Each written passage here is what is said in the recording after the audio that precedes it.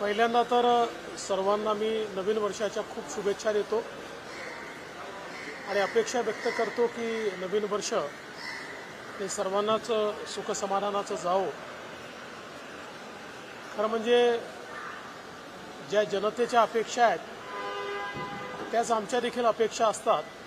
त्यामुळे नवीन वर्षामध्ये ज्या काही लोकांच्या आशा आकांक्षा अपेक्षा आहेत त्या पूर्ण करता याव्यात एवढीच मला असं वाटतं की ईश्वरचरणी प्रार्थना आहे। आणि नवीन वर्षाच्या निमित्ताने जे वाचाळवीर आहेत त्यांनाही सुबुद्धी यावी अशी देखील एक ईश्वरचरणी प्रार्थना आहे।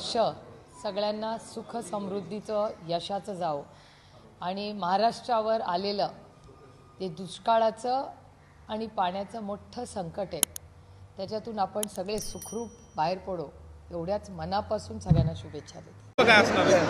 मराठा समाजाला आरक्षण मिळवून देणे आणि मराठा समाजाचा संकल्प तोच आहे, स्वतःचे पोरं मोठे करणे। त्याच्यासाठी मुंबईला गेल्याशिवाय पर्याय नाही, ते शेवटचं आणि पहिलं आंदोलन आरक्षण मिळवायचं। सर्वप्रथम आपल्या सर्वांना नवीन वर्षाच्या मनपूर्वक शुभेच्छा। आपल्या सर्वांचे संकल्प सिद्धीत जावोत या आमच्या राष्ट्रवादी काँग्रेस पक्ष राज्य महिला आयोगाच्या वतीनं आपल्याला सदिच्छा।